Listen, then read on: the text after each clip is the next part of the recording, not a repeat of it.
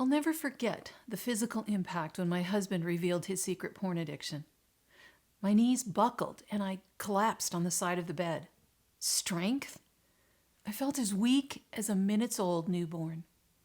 So many women tell me they experience the same impact upon discovering their husband's porn addiction. We physically sense what our minds try to grasp. Betrayal by the one you thought you could trust most. This week, while studying the Bible, I read this passage in Judges chapter 6. The angel of the Lord came and sat down under the oak in Ophrah that belonged to Joash, the hard name, where his son Gideon was threshing wheat in a winepress to keep it from the Midianites. When the angel of the Lord appeared to Gideon, he said, "The Lord is with you, mighty warrior." "Pardon me, my lord," Gideon replied. "But if the Lord is with us, why has all this happened?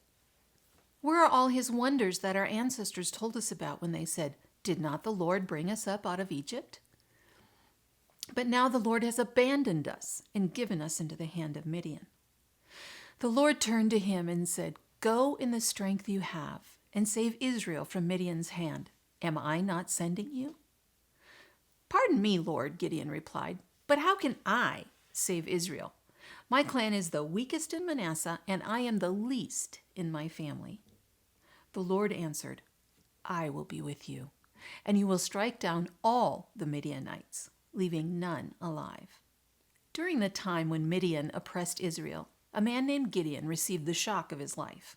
The angel of God showed up and announced, "The Lord is with you, mighty warrior." As you can imagine, Gideon was surprised to see an angel of the Lord and at being called a mighty warrior.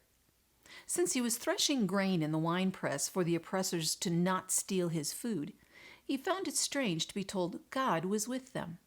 Gideon questioned the angel about this proclamation in a way that feels a bit sarcastic to me.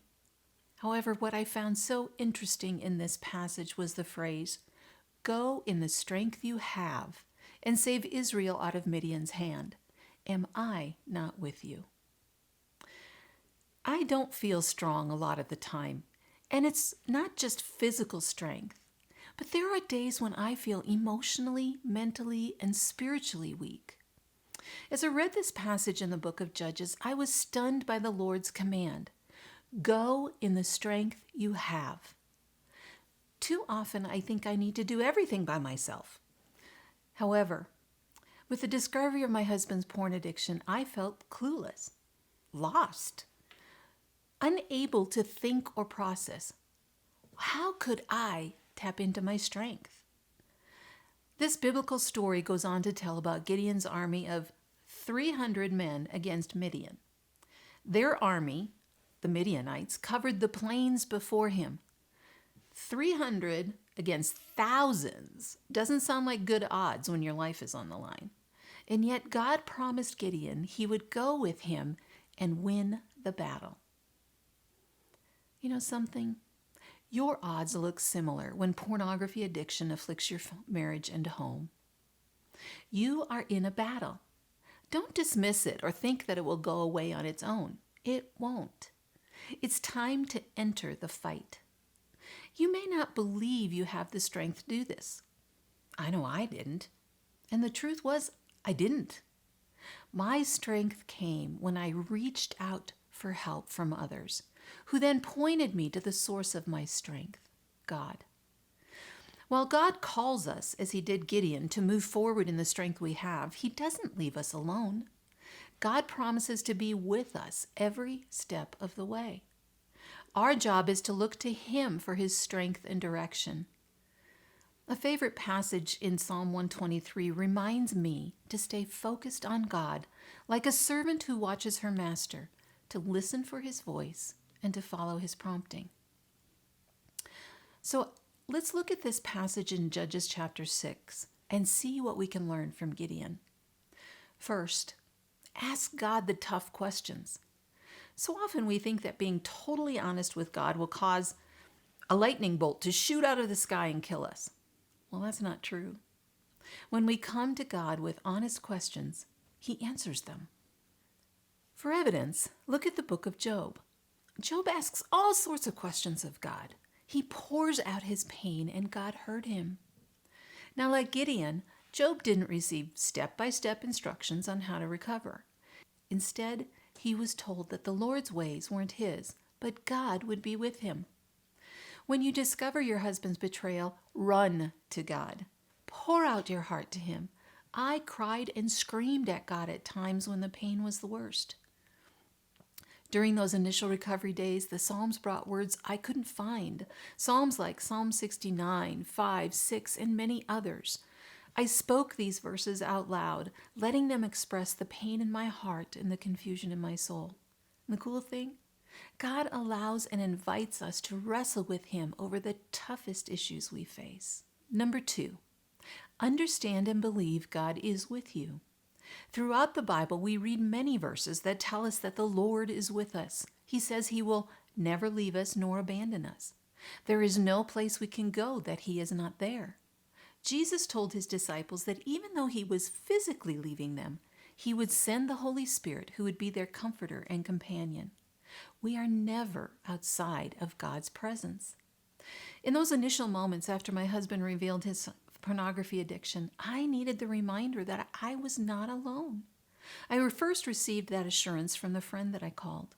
She quickly pointed me back to God to remind me that I am not, and that we were not outside of his presence. So often at the first revelation of betrayal, you feel alone. You feel invisible. Your world has been torn apart. But hear me, you are not alone, ever.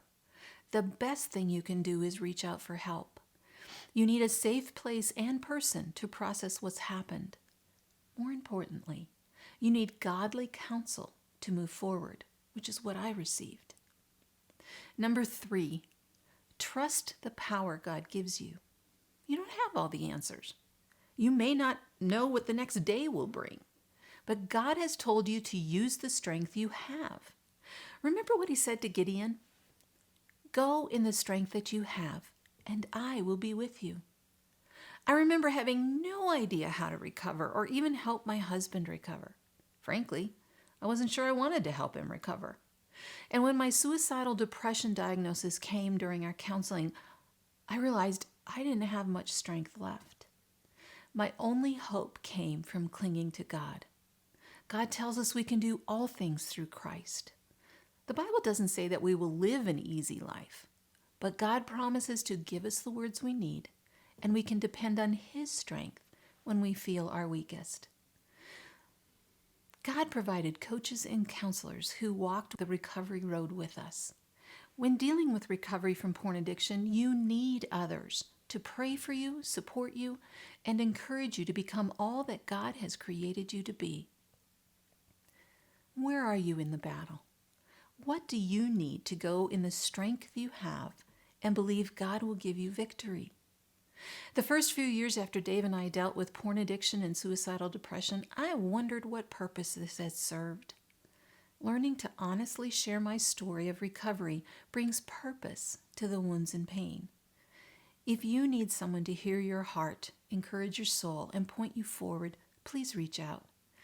I offer honest, safe, and confidential hope with concrete steps. You can recover and live the future for which you were created. Hop on over to KirstenDSamuel.com and click the blue button. Let's talk.